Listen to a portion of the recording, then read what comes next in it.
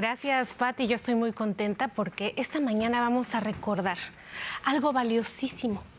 Porque si hay un universo de posibilidades, o hubo un universo de posibilidades, fue la visión de la medicina prehispánica.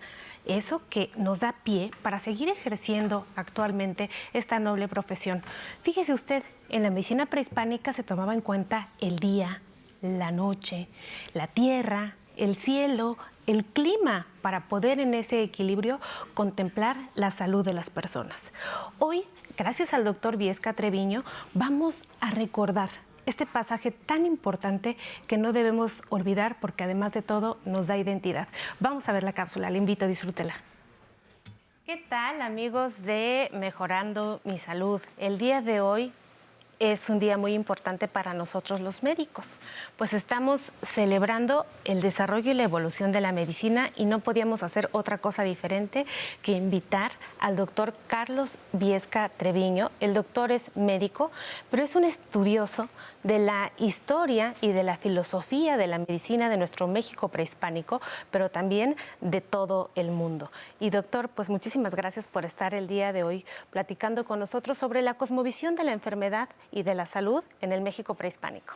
Muchas gracias, Itlali. Me da mucho gusto estar con ustedes y más conmemorando esto, la medicina, el Día del Médico, ¿verdad? Pues con un gran médico como usted, doctor, y además con un gran estudioso y además una persona que entiende de qué se trataba nuestra cosmovisión. Gracias. Mira, pues afortunadamente en México prehispánico, tiene una situación que es especial. Es una de las grandes culturas madres que podríamos pensar en la humanidad.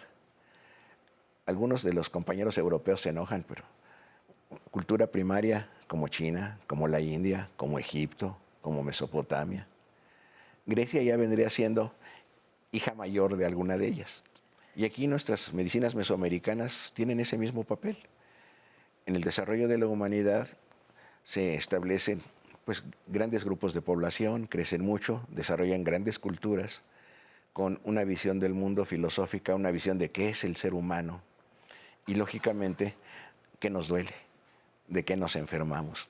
¿Y cómo es esta cosmovisión de nuestro México prehispánico con respecto a la medicina? Sí, mira, lo primero es esto, la visión del mundo y la visión del universo es que no hay un alfa y un omega. El universo, no hay un principio y un fin, sino el universo lo hacen los dioses y a partir de ahí se está reciclando.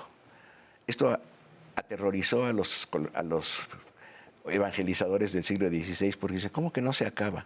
No, se recicla. Hay 4 soles, cuando se acaben los 4 soles y se caiga el cielo sobre la tierra, se van a volver a levantar y va a haber otros 4 soles. Entonces, si nos esperamos lo suficiente, un buen día los pisos del universo van a estar en la misma situación que hoy. Y vamos a estar tú y yo platicando en Canal 11 dentro de unos 3 o 300 millones de años de estas mismas cosas. Esa sería la primera visión, ¿no? La segunda, el cuerpo humano como reflejo del universo. En el mundo griego esto era igual, macrocosmos, microcosmos. ¿Y qué significa? El cuerpo humano tendría un eje vertical, como el eje del universo. En el mundo prehispánico sería la columna vertebral. Y una serie de pisos. Pisos hacia arriba de la superficie de la Tierra, pisos hacia abajo, y en el cuerpo sería el diafragma. Pisos hacia arriba, culminando con el remolino de la coronilla, con el que nos conectamos como buenos mesoamericanos con los mundos superiores. Y del diafragma para abajo, los inframundos.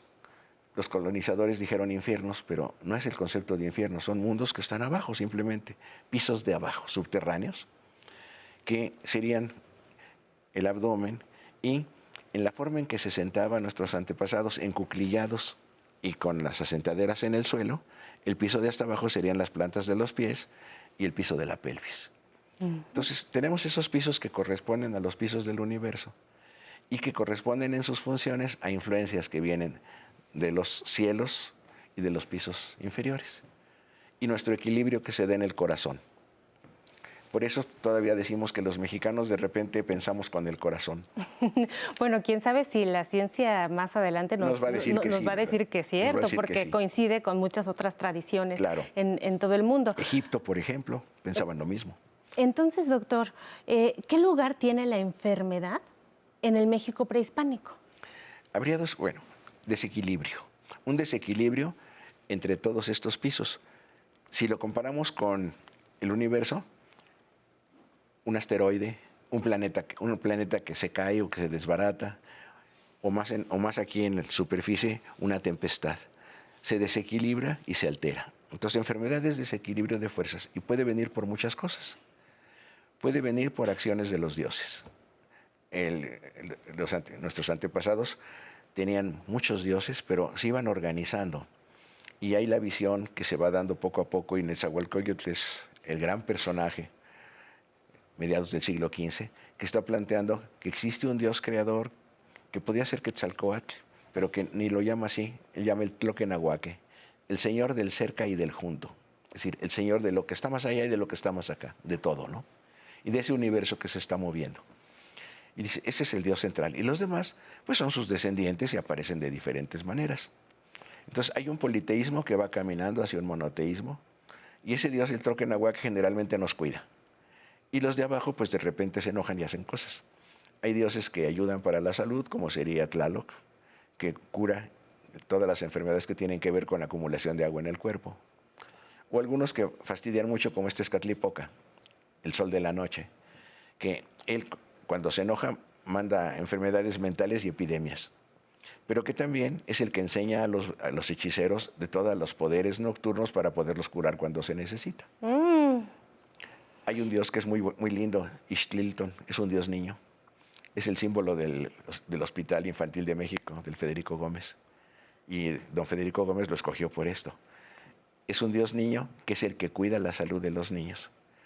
Y tenían una forma muy bonita. Cuando un niño se enfermaba, lo primero que hacían es llevarlo después de los remedios de la abuelita, si no se componía, a ver, los sacerdotes de Ixtlilton, y reflejaban la carita del niño en el agua que comían en la casa, que bebían en la casa, que la tenían en cántaros. Si la carita salía borrada, el diagnóstico es el niño perdió el espíritu, perdió el tonali, el alma principal. Entonces hay que regresárselo, hay que darle una serie de cosas, hay que castigar a la familia porque esas aguas que no reflejan al niño no funcionan. Hablaríamos de aguas contaminadas y de niños con enfermedades gastrointestinales, y les dan el agua a beber del templo.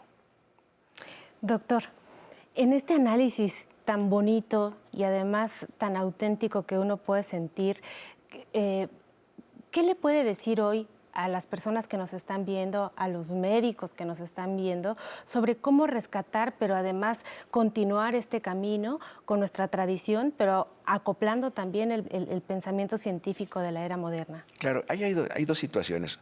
Uno, además de los dioses y de espíritus más grandes, más chiquitos, también hay qué se come uno, cómo son las evacuaciones, si orina o si no orina, si suda, si no suda. Y se va haciendo también una teoría de sustancias que en el siglo XVI las compararon con las sustancias que consideraban los griegos, los 4 humores de los griegos. Acá se llamaban aláhuac. Aláhuac significa algo así como mucosidades o como flegmas. Y hay de distintos colores y representan mayor actividad, menor actividad de distintos órganos y de distintas partes del cuerpo. Entonces, esto se puede llevar a plantear, ¿qué tanto tiene que ver esto con humores, hormonas? La palabra hormona lo usaron Sterling y Baylis en 1902 pensando en los humores de la medicina clásica. Digamos también en las aláhuacs nuestras, ¿no? O sea que hay que hacer como un traductor. En primer lugar, sí, pero después se traduce para ver qué significaba con ellos. Pero después tendríamos que plantear qué nos enseña hoy y cómo podemos hablar con nuestros pacientes. Pacientes que muchos de ellos tienen esta cultura ancestral, muchos que han aprendido el castellano tarde, que ahora no es una lengua que no sea nuestra, también es nuestra, pero las anteriores no las podemos dejar de lado, ¿no? Son muchas. Simplemente 19 idiomas mayas con 80 y tantos dialectos. El náhuatl clásico, que es el que más conocemos, clásico con una literatura espléndida que han rescatado pues, algunos de los grandes maestros, Miguel León Portilla, Alfredo López Austin, el padre Garibay, ¿no? Grandes figuras. Pero entonces esto nos lleva a plantearnos cómo se entiende el cuerpo. Y nosotros como médicos actuales tenemos que pensar cómo entiende el cuerpo y su enfermedad nuestro paciente. Ahora, es fundamental entonces que estudiemos el antecedente prehispánico, náhuatl, que fue a lo que me referí fundamentalmente, pero maya, tolteca, totonaca, huichol, etcétera, ¿no? La cosmovisión del paciente y Sí. a partir de la cosmovisión del paciente, la salud del paciente. Claro, y establecer un diálogo. A mí me ha tocado en la práctica, oiga, doctor, yo traigo un mal espíritu adentro. Si yo le digo, te lo voy a quitar con un antibiótico porque le acabo de diagnosticar una infección, me va a decir, ay, usted no sabe de malos espíritus.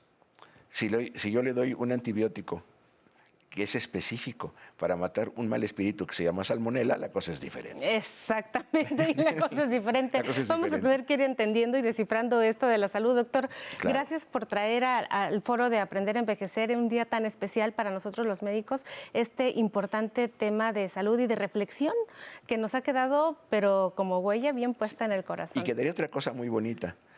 Cerca de 2,000 plantas medicinales que tenemos, 4,000 entre medicinales y alimenticias en el área de lo que era Nueva España, que la mayor parte son utilizables si sabemos para qué se usan y si las resignificamos. Nuestra obligación como científicos es resignificar. Resignificar. Estudiar y resignificar. Usarlas, pero sabiendo para qué servían y para qué nos sirven ahora. Y con esta importante información nos vamos. Gracias, doctor Viesca.